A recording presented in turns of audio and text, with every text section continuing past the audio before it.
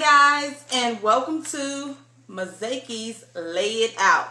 I'm your host, Miss Peaches, and these are my co-hosts, Xavier and Kiana. And today we have a great show for you guys.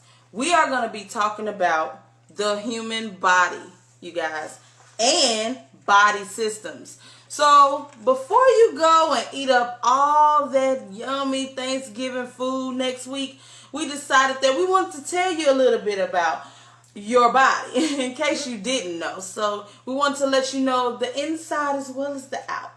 All right. So first we're going to discuss the actual human body, the structure. Okay. There are nearly 7 billion people in the world, and we are all different. Okay. And now this number has multiplied, and we're multiplying more and more each day as people are having more kids, as you know, we're having deaths. But as you should know, where one person has passed away, another one is born. So our population is always kind of on what they call a balance. You know, it's like this, going up and down, but it kind of stays balanced. All right. The human body is a fascinating and complicated structure made up of millions of cells that all work together. All right. These cells combine to make tissues. 2 or more tissues combine to make organs, and several organs combine to make body systems. So all these things have to work together in order for them to function correctly. Okay? These systems are all controlled by complicated interactions of signals and chemical passings around the body. So an example would be your head has to tell your arms and legs what to do. Your head has to give a signal to your heart to keep pumping. I know you have heard where they have said in a medical show like Grey's Anatomy, I love that show, you know, if your brain dead, it's pretty much over for you, because the rest of your organs and things like that are going to shut down. And because no functions, no reactions or signals, should I say, are getting to them to where they can move or even pump. So eventually, you know, it's a sad occasion where you have to pull the plug. But the great thing about it is we do have hope, because everyone is different. You never know what your body can actually do. We are built from God, so only God knows. But we can help ourselves by knowing what what are our body functions and what we can do to live healthier lives, okay? Hair color can be very dramatic, okay? You can have people with blonde hair. You can have people with dark brown hair. You can even have people with orange color hair. Yes, usually albinos have a yellowish orange looking color hair. And it's very unique, you know, just like people who can see very well, see beyond what others cannot see, which is me. But honestly, yeah, I have that gift, and I'm glad for it, where I don't need glasses and I see beyond what the normal can see, versus someone or some people like my kids who have to use glasses in order to, you know, clear up their vision. But nevertheless, nothing's wrong with that. Everyone needs some type of what I call vice in order to get through life, okay? Just like me, I have problems with my right ear, but my son can hear very well. So you never know. You know, we're all just different.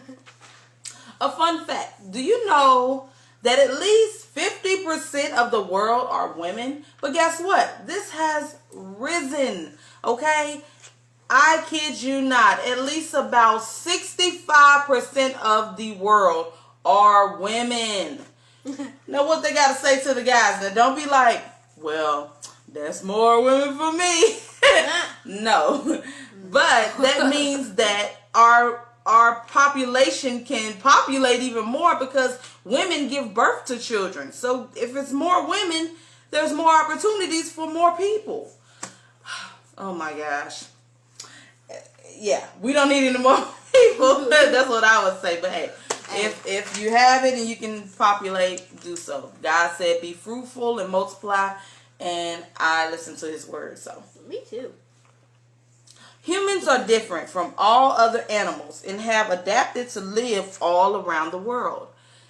We can live in cold climates, but we need, like I said, our vixes to adapt to certain areas. However, some animals cannot live in these areas because of the temperature or the climate, or even because of the environment itself.